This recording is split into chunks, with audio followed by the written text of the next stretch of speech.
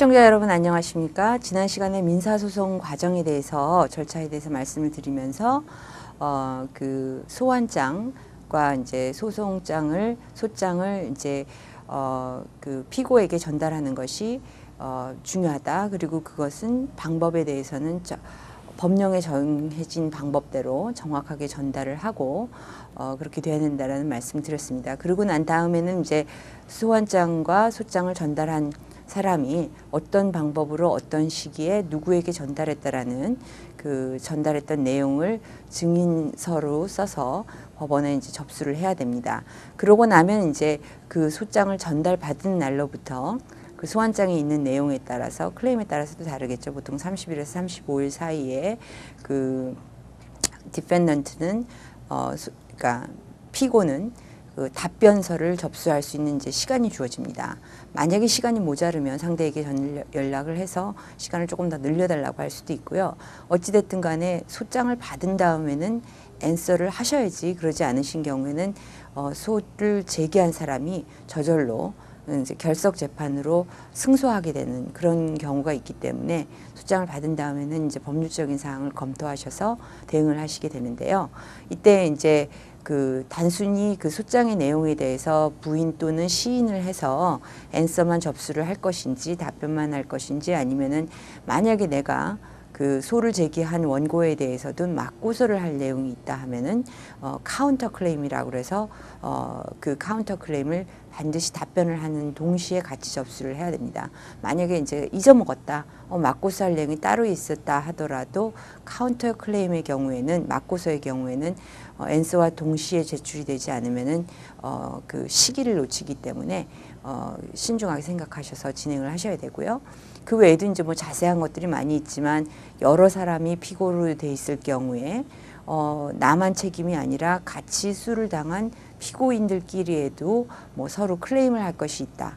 뭐 이런 식으로 된 경우에는 뭐 크로스 클레임을 접수한다든지, 아니면 피고 원고라고 적시되지 않은 사람 외에 제3자에게 클레임을 할 것이 있다 그러면은 third party 클레임을 한다든지, 뭐 이런 것들을 이제 시간을 놓치지 않고 해야 됩니다.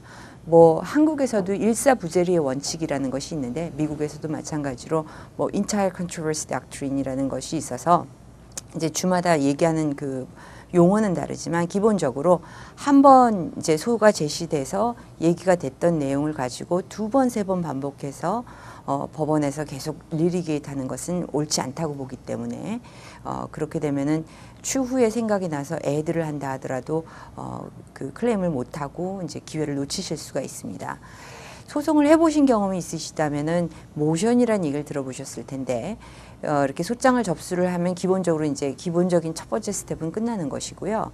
그러고 난 다음에 이제 소송이 진행되면서 모션이라는 것을 통해서 이제 법원에 어떤 스페시픽하게 어떤 것을 요구를 한다라는 것을 우리가 보통 모션이라고 합니다.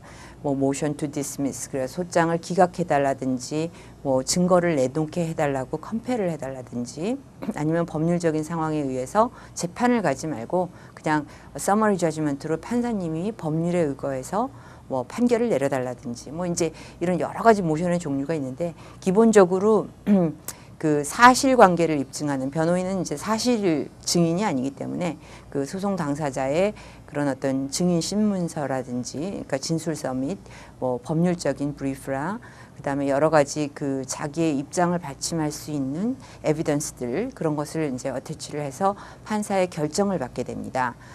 만약에 이제 그런 것이 그 각각의 모션에 대해서 이제 여러 가지 이슈가 있는데 그런 것이 만약에 승복할 수 없다 그러면은 각각의 모션에 다루어졌던 내용을 가지고 그 항소를 할 수도 있습니다. 그러니까 이거는 이제 계속 진행되는 중에 그 소송 과정에서 애니타임 있을 수 있는 거고요. 그 외에도 이제 뭐 여러 가지 이제 스케줄을 잡는다든지 해서 법원을 가면서 컨퍼런스를 한다든지 뭐 이런 것도 있을 수 있고, 그다음에 이제 이렇게 소장이 접수가 되고 난 다음에는 가장 중요한 것이 이제 디스커버리입니다. 디스커버리라는 거는 이제 서로가 상반되는 얘기들을 하고 있는데 관련된 그런 인포메이션들을 교류하는 겁니다. 그래서 이제 법원에서 스케줄을 잡아주게 되고, 여러 가지 디바이스, 뭐 인터로거토리라든지 다큐멘트 리퀘스트라든지 수피나라든지 아니면 데포지션 증인 신문이라든지 뭐 이런 여러 가지 이제 그런 디바이스를 통해서 상대방으로부터 자기한테 유리한 어떤 인포메이션을 받기 위해서 노력을 합니다. 물론 이제 쉽게 내놓지 않기 때문에 모든 것이 디스커버리를 통해서 할 수는 없지만 기본적으로 미국의 그 법정 시스템은 페어하게 서로 이제 인포메이션을 공유하고 재판을 해야 된다라는 것이 입장이기 때문에 이런 것을 하게 되고, 만약에 제3자로부터 인포메이션을 받아야 된다면은 수피나라든지 뭐 뱅크 레코드, 그러면 뱅크에다 수피나를 보내서 뱅크 레코드를 받는다든지 할 수 있고요. 또 이제 전문인들이 인볼브되는 여러 가지 뭐 교통상해인 경우에 닥터의 오피니언이라든지 비즈니스가 어느 정도 밸류가 되는지 뭐 그러면은 법정 회계인이라든지 뭐 아니면은 정신 감정이 필요하다면은 그런 닥터들의 카운슬러의 오피니언이라든지 이런 것들을 이제 쭉 서로 찾게 되고 난 다음에 이 모든 것이 끝나고 나면 이제 재판이 잡히게 됩니다. 재판이라고 하면 재판도 그냥 재판을 한다가 아니라 그 이런 변호인들이나 모든 사람들이 법관도 그렇고 지켜야 될 기본적인 룰이 있습니다. 스포츠의 게임의 룰이 있듯이 재판에도 이제 룰이 있게 되는데요. 일반적으로 이제 배심원 재판과 배심원 재판이 아닌 그런 케이스가 있고, 배심원 재판이 있다면 누구를 배심원으로 해서 그 사람들이 내 케이스를 잘 듣고 판결을 해줄지를 이제 결정하는 프로세스를 거치게 되고요. 그래서 나한테 너무나 쓸데없이 이제 편견이 있다 그러면은 이제 그거를 배제를 해야겠죠. 그리고 나서 각자가 이제 증인들을 신문을 하면서 소송 당사자가 증인이 될 수도 있고, 위트니스 스탠드에 서서 자기 케이스를 변호인과 이제 질문을 하고 반대 신문을 하면서 서로의 그런 입장들 같은 것을 펼쳐 나가는 것입니다. 그래서 누구의 말이 과연 더 정당성이 있는지를 판사 또 내지는 배심원이 결정을 해서 결정을 내리게 됩니다. 만약에 이제 문제가 있으면 뭐 텔레비에서도 보셨겠지만 뭐 objection 해서 이제 반대라고 이렇게 제기를 하기도 하는데, 그 이유는 나중에 이제 그 재판 결과가 만족치 않고 문제가 있다고 할 경우에 항소를 할 경우에 대비해서 이제 objection을 하게 됩니다. 그리고 나서 이제 일단 어떤 다 모든 것이 절차가 끝나고 나면 이제 판결이 나오게 되죠. verdict이라고 그러는데, 그거에 대해서는 이제 돈에 대해서 어떻게 한다, 아니면 누가 이겼다, 졌다라는 것을 이제 결정을 하게 되고요. 그거에 대해서도 이제 불복을 하게 되면은 이제 항소를 하게 됩니다. 항소에 대해서는 이제 스트릭한 타임라인이 있기 때문에 시간 내에 맞춰서 항소를 하셔야 되고, 또 이제 이긴 쪽에서도 때 경우에 따라서는 뭐 그 법령에 지정한 바에 의해서 소송에 관련된 비용 중에 일부를 진 쪽에다가 리퀘스트를 할 수도 있고, 그러나 이제 일반적으로 사람들이 많이 헷갈리시는 부분이 그 변호사 비용인데요.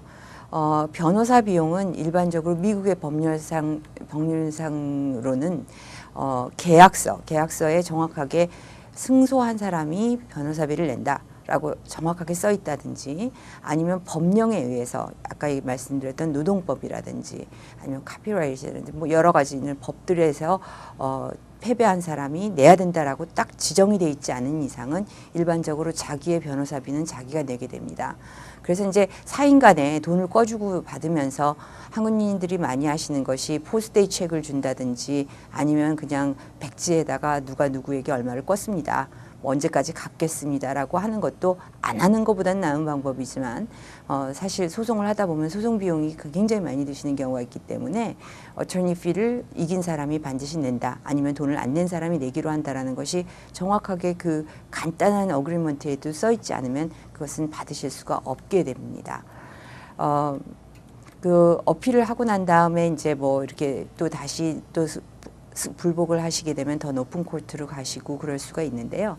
이런 복잡한 소송 절차가 뭐 1년에서 심지어는 몇 년까지 가는 케이스가 있습니다. 이를 피하기 위해서는 이제 anytime 또 any stage에서도 양쪽 의사를 맞춰서 합의를 보면 되고요. even trial 중간, 그 재판 중간에라도 verdict이 나오기 전이라도 세를만 된다면은 그것은 아무도 방해하지 않습니다. 또 그 외의 방법으로 미디에이션이라든지 아비트레이션이라든지 해서 어떤 중재를 통해서 조정을 하는 방법이 있는데, 두 가지의 큰 다른 점은 미디에이션은 usually 그 한다 하더라도 불만족하는 쪽에서 그걸 원치 않는다 하면 바인딩하지가 않고요. 아비트레이션도 non-binding arbitration이 있지만 일반적으로는 이제 계약서나 아니면 법원에서 이제 요구를 해서 바인딩 아비트레이션을 하는 경우에는 재판 대신 약간 더 이제 증거법이나 이런 쪽에서 스탠다드가 좀 릴렉스하게 해서 어떤 판결을 받으실 수가 있습니다. 지금까지 말씀 도움되셨기 바라면서 다음 시간에 다시 뵙겠습니다.